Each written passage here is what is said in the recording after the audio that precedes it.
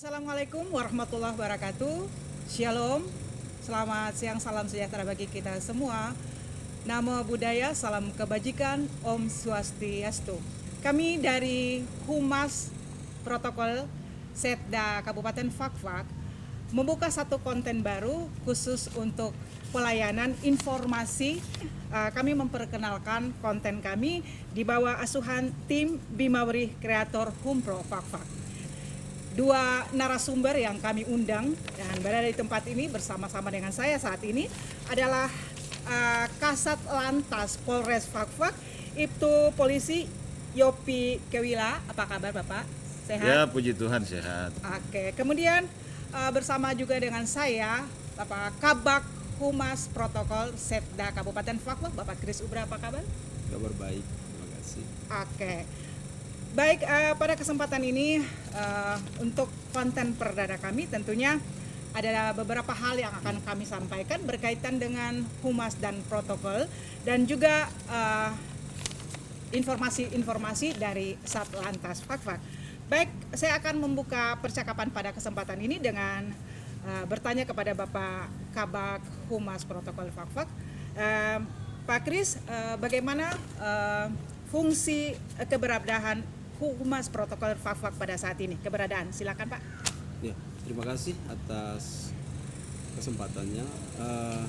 Humas dan Protokol Kabupaten Fakfak keberadaannya dalam hal ini sebagai corong pemerintah yang akan memberitakan semua informasi-informasi terkait dengan semua kegiatan pemerintah yang bersifat positif, dan kita berharap dengan adanya Humas dan Protokol ini semua informasi yang keluar satu arah dan bisa mengkanter hal-hal yang tidak perlu untuk disampaikan yang membuat polemik di masyarakat.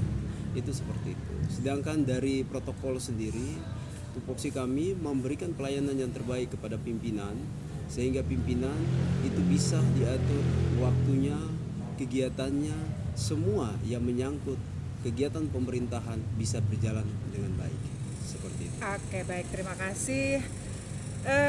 Kita beralih kepada Bapak Kasat Lantas Polres Fakfak. Pak Kasat, ada informasi yang kami dengarkan berkaitan dengan Samsat Corner yang akan digalakan di Kabupaten Fakfak.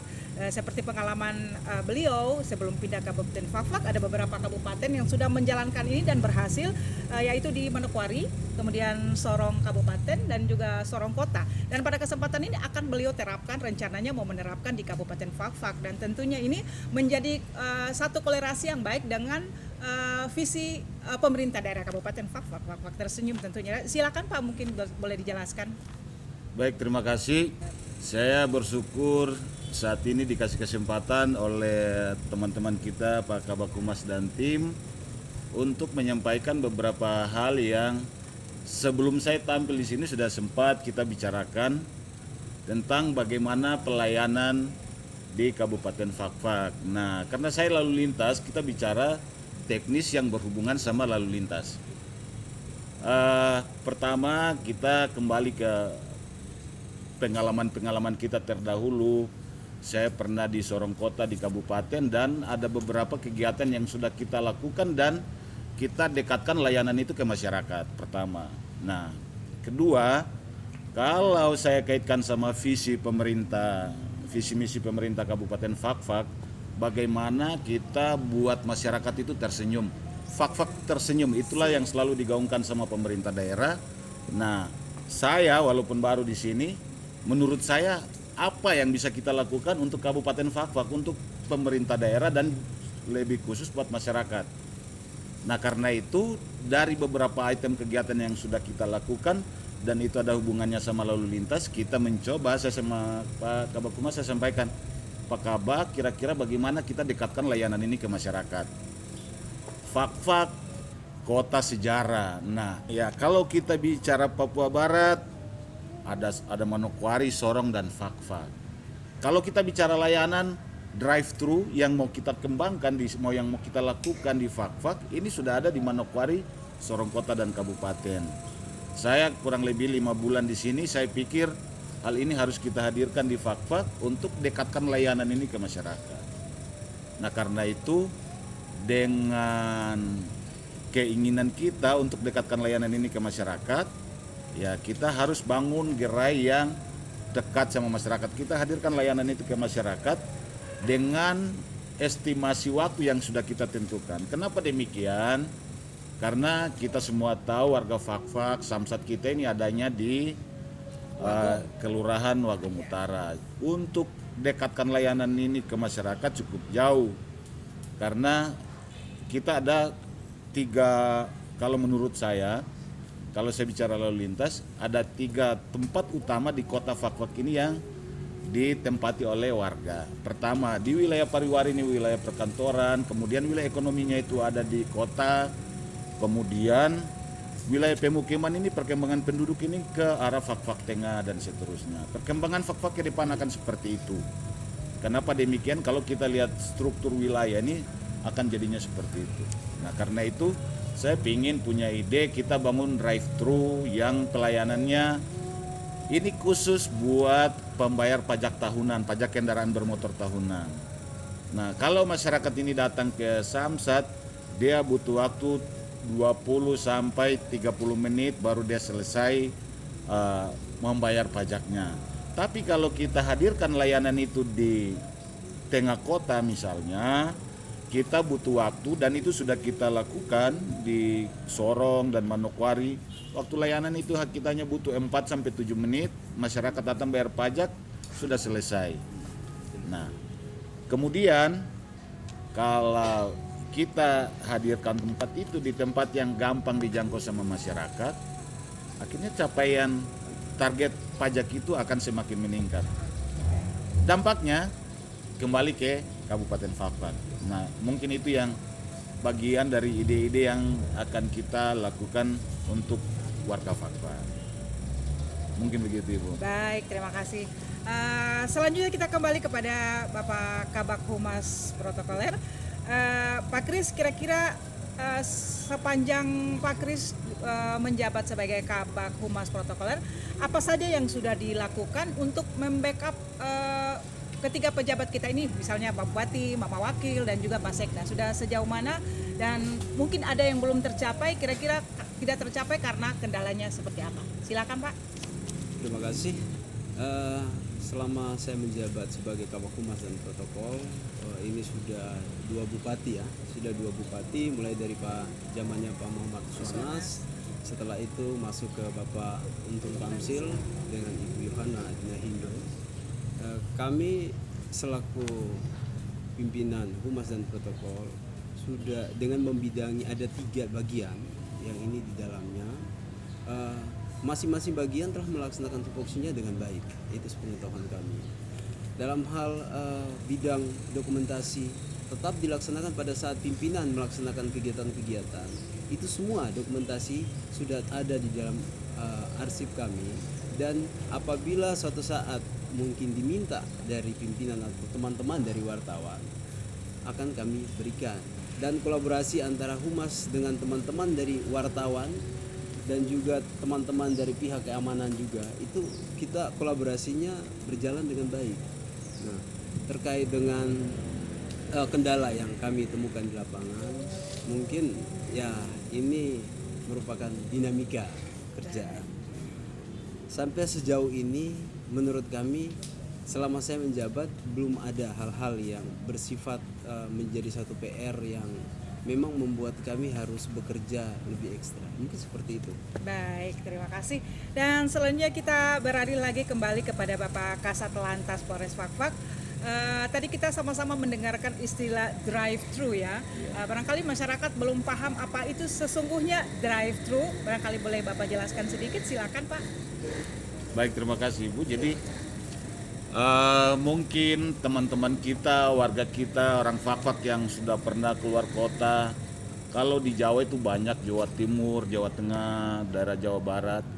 Tujuan utamanya adalah bagaimana drive-thru itu dihadirkan untuk mendekatkan layanan ke masyarakat. Kalau kita hanya bicara orang wajib pajak itu hanya datang bayar ke Samsat, Samsat itu wilayah yang besar pun hanya adanya 2 atau 3. Kita kasih contoh misalnya wilayah Kerawang yang sebesar itu Samsatnya hanya 1. Kemudian di Bekasi sama, Samsatnya satu. Nah kemudian dengan berbagai inovasi yang mereka pikirkan oleh teman-teman kita di luar sana, bagaimana wajib pajak yang banyak itu datang dengan waktu layanan yang sangat panjang. Nah karena itu mereka berinovasi bagaimana hadirkan drive-thru itu di lingkungan masyarakat sehingga waktu yang 30 sampai 40 menit dia bisa dipersingkat menjadi 3 sampai 10 menit. Nah, kita kalau waktu saya di Kabupaten Sorong kita pernah uji coba dan itu sudah kita lakukan waktunya 3 sampai 7 menit. Jadi drive-thru itu kita tidak siapkan tempat untuk masyarakat datang duduk tunggu, tidak. Drive-thru itu kita buat gerainya ya seperti makanan cepat saji. Jadi kita siapkan gerainya, masyarakat datang bawa motornya, dia sambil naik motor, sambil duduk di motor. Bapak, Ibu, saya mau bayar pajak saya. Begitu terdaftar, dia maju ke loket berikutnya, yang lain ngantri ikut. Begitupun sama mobil nantinya, tergantung bagaimana lokasi yang disiapkan, yang kita siapkan untuk bangun gerai tersebut. Nah, ini kita bicara tidak bisa berdiri sendiri, saya tidak bicara lalu lintas sendiri, karena hanya lalu lintas itu bagian dari itu. Saya Kasat Lantas sebagai koordinator di Samsat, saya ketika itu akan dilaksanakan, saya punya kewajiban untuk memerintahkan teman-teman kita di Bapenda sama Bank Papua bagaimana kita bersinergi untuk lakukan ini. Hal yang paling penting adalah gimana lahannya, kemudian perangkat dan personil yang akan kita tempatkan di sana. Nah, ini ketika nanti jika Tuhan berkenan, suatu saat akan kita lakukan. Nah, 3 institusi kita inilah termasuk berempat sama Jasara Harja, kita koordinasi untuk dirikan drive-thru tersebut. Tujuan utamanya adalah bagaimana buat masyarakat Fak-Fak tersenyum sesuai dengan visi misi pemerintah daerah saat ini. Luar biasa ya Pak. Mungkin itu Bu. Iya, dengan demikian sepertinya kalau ini terlaksana berarti sepertinya orang yang tidak niat bayar pajak juga ketika dia lewat ada apa nih, dia boleh mampir ya karena. Ya betul sekali. Iya, Nah itulah makanya kalau saya sampaikan tadi di awal bahwa di Fak-Fak ini di kota ada 3 klaster utama. Pertama Pariwari, Kota, dan Fak-Fak Tengah. Nah, Samsat kita saat ini adanya di Pariwari, tapi tempatnya tidak untuk semua orang tahu karena lokasinya di Wagom Utara. Nah, karena itu bagi saya, kalau saya lihat dari kacamata lalu lintas, saya ingin hadirkan drive-thru ini adanya di sekitar Jalan Salasana Mudat. Kita bicara ke depan lagi, ketika Pasar Tambaruni itu akan beroperasi nanti, saat ini kan sudah mulai tahun ini akan ada pembangunan. Karena saya bagian dari tim analisis dampak lalu lintasnya. Makanya saya tahu mulai tahun ini akan dikerjakan. Nah, kalau kita bicara Fak-Fak Kota sebagai pusat ekonomi, suatu saat pergerakan orang dan barang itu akan adanya di Fak-Fak Kota. Nah, karena itu ketika nanti kita hadirkan drive-thru itu di kota, dengan sendirinya akan meningkatkan daya keinginan orang untuk bayar pajak seperti yang tadi Ibu sampaikan. Kalau kita hadirkan layanan, orang ketika lihat dia pingin bayar. Tapi kalau kita barang bagus sebagus apapun, ketika kita tempatkan di tempat yang tidak tepat, ya walaupun sebagus apapun orang tidak ingin datang untuk laksanakan apa yang menjadi keinginan mereka. Begitu Bu. Ya sangat berpengaruh ya tentunya. Ya sangat berpengaruh tentunya. Ya terima kasih Pak Kasat Lantas. Kita kembali lagi ke Bapak Kabag Humas dan Protokol. Bagaimana tanggapan Bapak tentang adanya konten kita ini? Ya, terima kasih. Kalau tanggapan saya terkait dengan konten ini, saya sangat mengapresiasi kreativitas dari teman-teman Humas. Karena dengan adanya konten ini kita berharap masyarakat luas itu tahu apa yang dikerjakan oleh pemerintah, pemberitaan apa yang akan kita sampaikan, dan ini terarah. Terus dengan adanya konten ini juga kita pengen bersinergi antara pemerintah daerah dengan teman-teman dari vertikal, baik itu TNI Polri atau instansi apapun.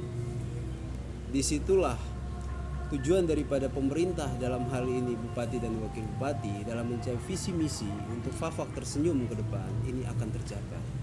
Dan setiap kegiatan-kegiatan daripada Pak Bupati ya, dalam hal ini contoh seperti beliau punya harapan untuk terkait dengan pariwisata kita, terkait dengan Fak-Fak terang, terus Fak-Fak banjir. Saya berharap dengan ada konteks ini kita semua bisa terlibat di dalamnya dan memberitakan sejauh mana perkembangan daripada pencapaian visi misi pemerintah daerah. Mungkin seperti itu Ya, yang saya lebih harapkan. mengeksplor informasi Iya. tentang pemerintah daerah seperti itu ya. Ya, Pak Kasat, kembali ke Pak Kasat lantas nih. Sejauh mana optimisnya Pak Kasat berkaitan dengan, ya kita tahu wajib pajak di sini ele-elean ya, lalai pajak gitu. Sejauh mana optimisnya Pak Kasat untuk mengadakan ini sehingga menyadarkan wajib pajak untuk sadar pajak seperti itu? Oke, baik, terima kasih Bu. Jadi gini, ya seperti yang disampaikan sama Pak Kabak tadi, ini sangat penting. Kenapa demikian?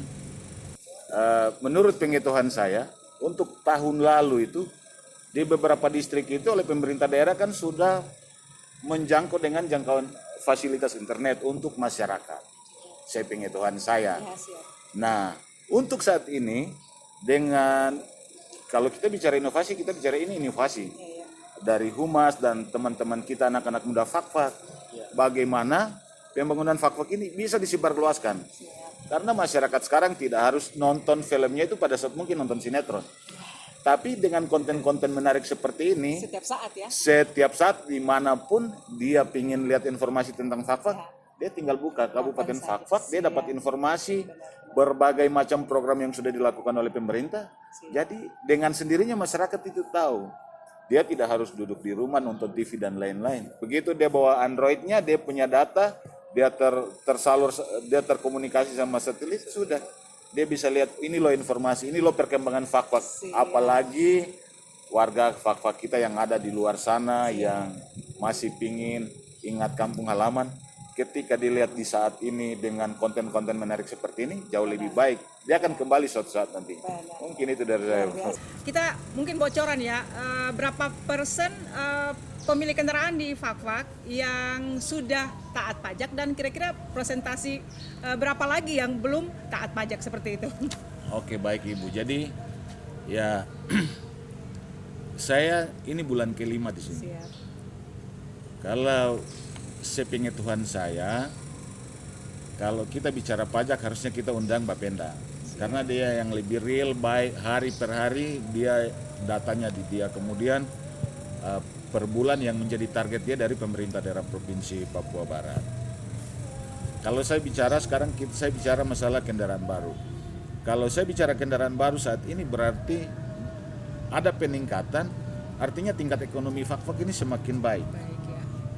Karena misalnya bulan ini pembelinya ada 40 orang, di bulan berikutnya jadi 60. Artinya Grafiknya naik ya. Grafiknya naik. Nah, kalau kita bicara grafik naik berarti tingkat kesejahteraan masyarakat Fak-Fak ini pun naik. Kenapa demikian? Karena Daya beli. daya beli ini semakin naik. Kalau kita bicara ilmu ekonomi seperti itu. Nah, kalau kita bicara wajib pajak mungkin kita harus bicara berdasarkan data, karena kita tidak hanya asal bicara nanti tidak sesuai dengan data yang kita miliki.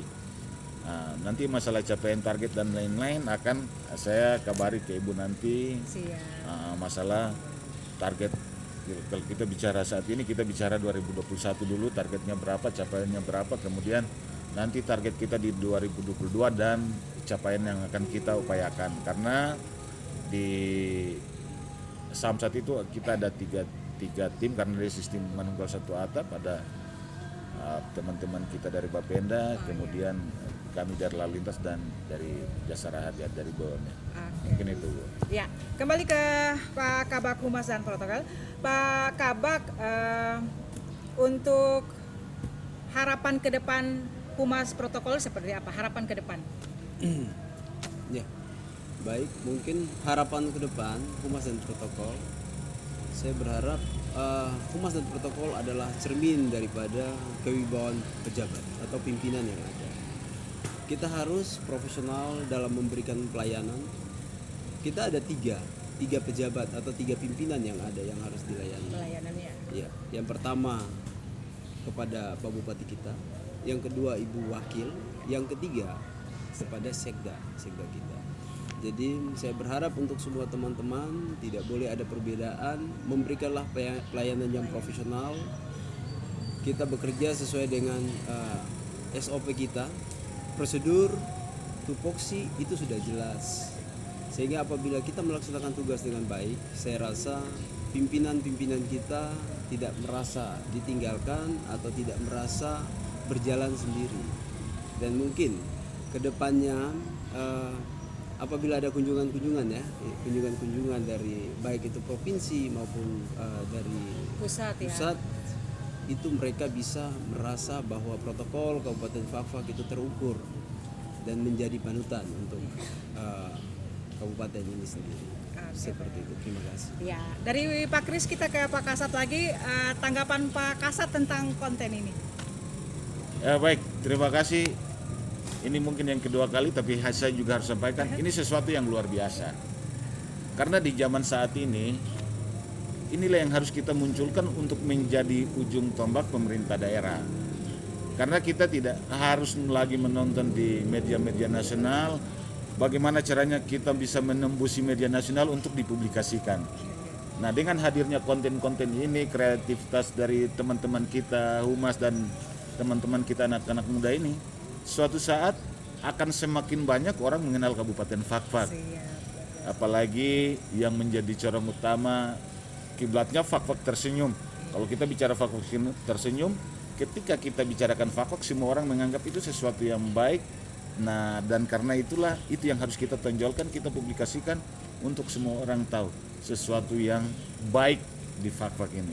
Mungkin itu, Bu. Iya. Demikian bincang-bincang kita bersama dengan kedua narasumber kita saat ini. Masing-masing adalah Kasat Lantas Polres Fakfak dan juga Kabak Humas Protokoler Setda Kabupaten Fakfak. Apabila punya tanggapan dan pertanyaan seputar apa yang kami sampaikan, boleh masuk dalam komentar dan menyampaikan apa yang bisa disampaikan oleh pemirsa sekalian. Demikian perjumpaan kita pada kesempatan hari ini. Bapak berdua boleh kita kasih salam selamat siang untuk pemirsa kita. Selamat Terima siang. kasih. Terima kasih. Ya. Gini, Pak. Ya. Fakfak tersenyum. Fakfak tersenyum. Iya, Oke. luar biasa. Selamat siang. Wassalamualaikum warahmatullahi wabarakatuh.